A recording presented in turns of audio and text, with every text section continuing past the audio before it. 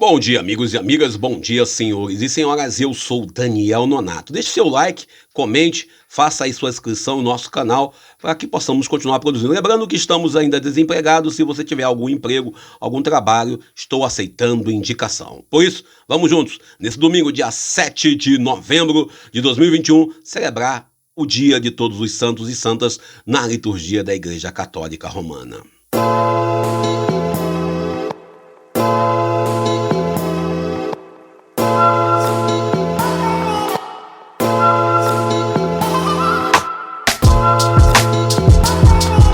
Muito bem, vamos nós aqui lembrando a todos e a todas que hoje, dia de Todos os Santos, na liturgia, sendo que a festa acontece no primeiro dia de novembro. Lembrando que essa é uma tradição que o Papa Gregório III, que uniu com a liturgia de todos os fiéis defuntos, que acontecia no dia 2, que acontece até hoje, no dia 2 de novembro. Então a Igreja Católica, até o século século IX, a Igreja Romana celebrava o Dia de Todos os Santos lá em 13 de maio, nada a ver com Fátima, mas era uma tradição celebrar em 13 de maio, só que lá o Papa Gregório III, em 840 d.C., achou por bem unificar. Por quê? Porque existe toda a questão de você saber que existe santos em todos os espaços. A gente, quando fala em santidade, algo muito interessante a gente falar em santidade, a gente sempre pensa na santidade como uma propriedade da Igreja Romana. Outro dia mesmo a gente falava sobre isso, alguém dizia que santo só tem um, Jesus. Na verdade, Deus é santíssimo. Deus é mais do que santo. É aquela famosa frase, filho de peixe, peixinho é. E aí a gente sabe que essa festa de Todos os Santos está ligada profundamente ao dia 31 de outubro, novembro, que é outubro. E nesse dia 31 de outubro, nós celebramos a grande vigília de Todos os Santos, que depois, devido à americanização do cinema e também devido a outros motivos, acabou sendo transformado no Halloween, que na verdade a palavra Halloween deriva da palavra vigília de Todos os Santos. Essa palavra é uma união da palavra All Heaven. É uma complicada, não sei falar inglês, você sabe como é que é horrível. Mas vamos nós. Lembrando a todos e a todas, então, que esta festa, que começou lá com o Papa Bonifácio IV, lá no século XVI, século VI, lá no século III, século IV, ou seja, sempre houve.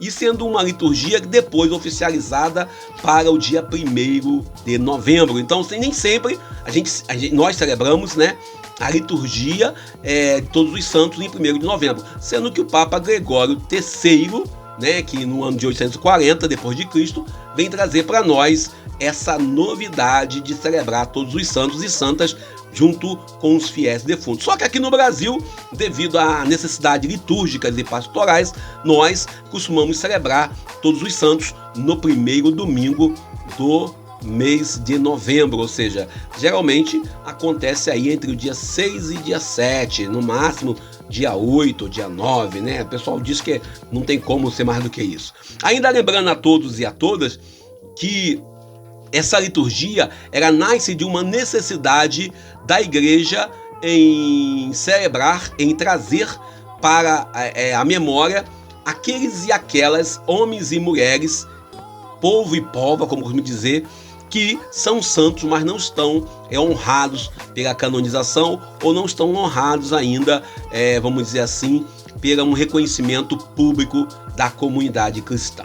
Também nós ousamos dizer que a santidade não é uma propriedade da Igreja Católica Romana, não é uma propriedade do cristianismo. Contudo, sabemos que o único santo é o Deus Senhor, Pai, Filho e Espírito Santo, a Trindade Santa, o Senhor Deus Israel, que é o mesmo Deus invocado pelos muçulmanos, que é o mesmo Deus invocado pelos cristãos, só que em 3 pessoas. E a gente, quando fala em santidade, a gente lembra muito claramente lá em Levíticos, capítulo 19, versículo 9, sede perfeito, porque o Pai é perfeito, Também lembro o livro de Mateus, e também lembro a carta de Pedro 2,16, mas não estamos aqui para justificar. A frase famosa que eu sempre falo, se você é filho de Deus, você também tem a vocação para a santidade. Mas por isso, lembrando que a gente não grava desde quarta-feira, Quarta-feira nós lemos o Evangelho de Lucas, capítulo 14, versículo 25 ao 30. E na quinta lemos Lucas, capítulo 15, versículo de 1 ao 10, não é isso? E na sexta-feira lemos Lucas 16, 1 a 8. E ontem, sábado,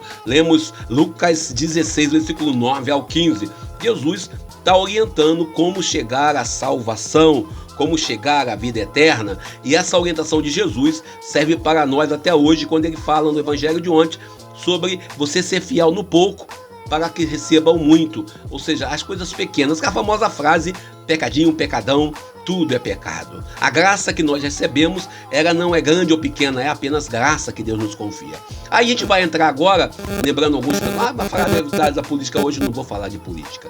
A gente tivemos essa semana aí a perda, né, de uma pessoa, de uma jovem cantora, a jovem, né, Marília Mendonça, que de repente estava viva e um avião cai e ela acaba falecendo, uma profunda dor para toda a geração, toda uma geração. Era de 26 anos apenas. A mãe da jovem Marília, também o filho que ficou, e todos os amigos que a conheceram pessoalmente devem estar no profundo pesar, como também os fãs, né, dessa cantora, que embora a gente geralmente só costuma valorizar depois que vai para o céu. Infelizmente, é uma prática humana, triste, que acontece. Mas vamos nós aqui lembrando que a leitura de hoje, a primeira leitura, Apocalipse capítulo 7, versículo 2 ao 4, depois versículo 9 ao 4. Lembrando que a liturgia de hoje é a liturgia que João fala, né? Depois ouviu uma multidão imensa que ninguém podia contar, gente de todas as nações, tribos. Eu já botaria aqui todas as igrejas. Na igreja católica tem santos, também na igreja evangélica também tem santos, também até em outras religiões, se formos olhar bem, a testemunho que alguns cristãos, até mesmo alguns ateus, têm mais santidade do que muitos que se dizem cristãos de verdade, né? E aí temos aí a segunda leitura, 1 João capítulo 3, versículo 1 em diante, quando a gente tem aí a meditação falando sobre a importância da ação de Deus na vida. E vamos nós para o grande evangelho de Mateus capítulo 5, versículo 1 ao 12. Aqui é o famoso Sermão da Montanha. Alguém vai me dizer assim, o Sermão da Montanha é tão fácil de se entender. É verdade, é fácil de entender o Sermão da Montanha, mas se você olhar bem, a gente consegue compor, ou melhor, consegue de fato celebrar e de fato entender o Sermão da Montanha? A gente, quando comemora o 1º de novembro, que é o Dia de Todos os Santos, celebramos essa liturgia nesse domingo. É uma liturgia que, no princípio, é a santidade reservada somente a Jeová, Adonai, Elohim, Javé, o título de santo. E a gente entra nesse contexto ainda olhando para a realidade que vivemos. Como ser santo nessa realidade?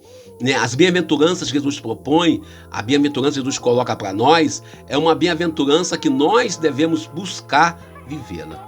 A gente, quando fala de muitas pessoas que são vítimas da violência, celebramos semana passada e fizemos memória de Santos Dias, um operário cristão que infelizmente foi assassinado, foi uma armadilha que sofreu. A gente, quando fala ainda em Mahatma Gandhi, o grande Mahatma Gandhi, um homem que defendeu a paz, quando a gente fala ainda de Martin Luther King, da Igreja Batista, um pastor da Igreja Batista, a gente olha bem para esses homens e podemos perceber neles alguma bem-aventurança. Se nós olharmos ainda para outros homens e mulheres que nós conhecemos no nosso cotidiano, podemos ver neles alguma bem-aventurança. O interessante é que Jesus, quando traz a bem-aventurança, ele traz para nós, sempre no Sermão da Montanha, a necessidade, e fala, há uma perseguição.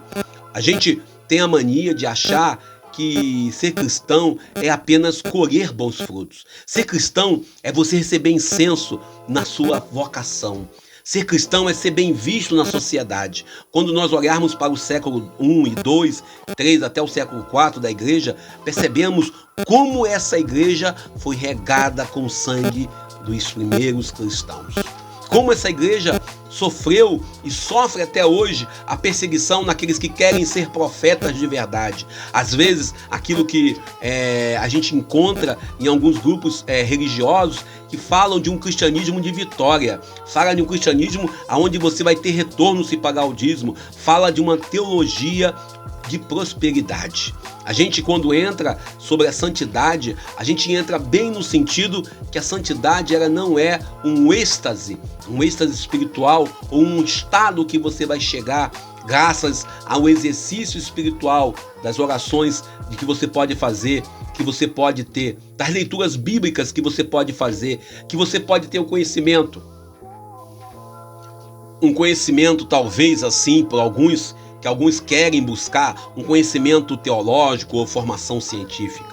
Quando na verdade, a gente quando fala de santidade, ela é uma atitude que nós recebemos e não percebemos que a temos. A gente quando entra na bem-aventurança, Jesus entra bem, falando bem dos bem-aventurados pobres, pois porque deles é o reino dos céus. Às vezes é costume alguns padres, alguns teólogos, alguns doutores, ontem no Evangelho de Jesus, no capítulo 16, versículo 9 ao 15 de Lucas, Jesus dizia que ninguém pode servir a Deus e ao dinheiro. E a gente quando fala aqui dos pobres, que Jesus aparece aqui no versículo 3 do capítulo 5 do Evangelho de Mateus, nós vemos os pobres, nós pensamos, a pessoa é rica, mas é pobre. Não, o Evangelho quando fala de pobre, é pobre lascado, é pobre que está na fila do osso, é o pobre que está passando fome, é o pobre que está na fila da carcaça, é o pobre que não tem o que comer, é o pobre ferrado mesmo. Só que, às vezes, alguns padres, alguns bispos, alguns teólogos, alguns pastores tentam dizer, não, pobre é aquele. Não, pobre é aquele lascado de vez. Não tem outra história. Não vem com esse papo, a pessoa é rica, mas é pobre em espírito. Não. O tradutor, quando traduzir pobre, é pobre mesmo, sem condições de vida. Esse sim herdarão o reino dos céus. Ah, então você pobre lascado, está resolvido. Não, você se fazer pobre para poder parecer bonzinho, está indo para o inferno. Bem-aventurados os aflitos, quando Jesus fala isso, são aqueles que não têm paz. Aquele pai, aquela mãe, aqueles que estão sofrendo aí com essa pandemia que está aí com mais de 600 mil mortos. Essa pandemia que nos tirou a paz, que nos tirou a tranquilidade. Ontem nós conversávamos no Conselho de Leigos, na Diocese de Nova Iguaçu, falando das pessoas que estão tendo dificuldade, estão tendo perturbações mentais graças a esse momento de pandemia. O interessante é que Jesus, quando sobe a montanha para falar dessas questões todas, ele traz para nós uma novidade. Ser cristão não é você receber prêmio no final. Ser cristão não é ter vida mansa, como alguns querem, como alguns pensam que ser santo é ser omisso. Quando a santidade te compromete em defesa da vida. Não somente a defesa do não abortar, também é contra a pena de morte. A santidade fala em perdão, e perdoar é a parte mais difícil de ser cristão. Sabemos muito bem, lá no versículo 11, capítulo 5 desse evangelho de hoje, nós temos aí as bem-aventuranças, pois sois vós, quando vos injuriares e perseguirem, e mentindo disserem todo tipo de mal contra vós, por causa de Jesus. Não é por causa do pastor, por causa do padre, por causa do bispo, é por causa de Jesus. Muitas das vezes nós compramos a luta, a briga, por causa disso ou daquilo, e esquecemos do próprio Jesus. Jesus manda se alegrar, porque diz que a recompensa será grande no céu. Muitas das pessoas querem ser recompensados nesta terra, querem o reconhecimento pleno da sua atividade pastoral. Muitos usam a igreja para dizer, olha, eu sou da igreja, estou aqui. O que eu vi no meu trabalho de vida, no meu trabalho, em todos os setores que eu passei, de cristãos que dão contra-testemunho ao evangelho, e às vezes até eu mesmo, na minha prática, posso ter sido motivo de escândalo, posso ter tido motivo que não de ser cristão como tem que ser. Na verdade, a felicidade do cristão consiste exclusivamente está em prol do próprio Deus da vida, está em comunhão com Deus e com Ele ser primeiro, com Ele ser mártir, com Ele ser profeta. Não por si mesmo, não por causa da igreja, não por causa da necessidade de aparência. Jesus traz para nós uma certeza. O evangelho de hoje nos compromete. E hoje nós também queremos celebrar todos os santos. A minha mãe, com seus 82 anos, fala: celebramos os santos da terra e os santos dos céus. Quantas pessoas em nossas comunidades, aqui onde eu resido, em nossas paróquias, em nossas igrejas, dão um exemplo de santidade. Geralmente nós costumamos ficar olhando somente e falando somente das pessoas que dão contra-testemunho. Costumamos olhar somente nas nossas igrejas aqueles que são motivo de escândalo, aqueles que são motivo de dúvida. e esquecemos de contemplar e dizer: olha, essa pessoa merece, essa pessoa vive uma vida ética, moral e dá um testemunho de cristão. Geralmente, nós costumamos olhar e dizer que a pessoa só é boa depois que morre, depois que vai morar com Deus. E nós, não, ele era muito bom porque morreu. É necessário, essa liturgia de hoje, reconhecer que entre nós também existem pessoas capacitadas, pessoas que lutam pela justiça. Não tem como não lembrar de um Betinho com a campanha Natal Sem Fome. Sobretudo nesse tempo onde nós temos aí milhões de brasileiros desempregados, milhões de cidadãos passando fome, milhões de mulheres e homens que estão aí na fila do osso. Não tem como a gente não lembrar de Betinho como um exemplo de combate à fome e à miséria no Brasil. Também não tem como esquecer Luther King, que lutou contra a segregação racial. E a gente ainda vai olhar ainda para muitos outros e outras que vivem e viveram o testemunho do cristianismo, até mesmo sem frequentar a igreja.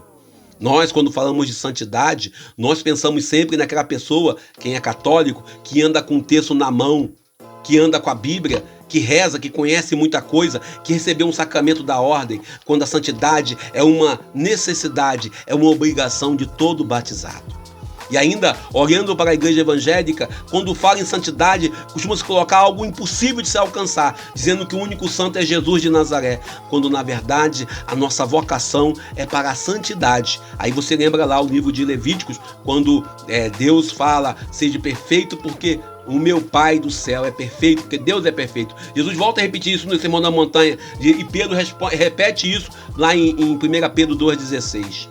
O Evangelho de hoje nos compromete de verdade com a necessidade de dar um testemunho coerente daquilo que nós somos. Não apenas cristãos que querem fazer da igreja um palanque para possivelmente obter alguma vantagem. Os bem-aventurados misericordiosos, porque alcançarão a misericórdia, são aqueles que precisam, de uma forma ou de outra, entender o outro, são aqueles que compreendem a dor do outro.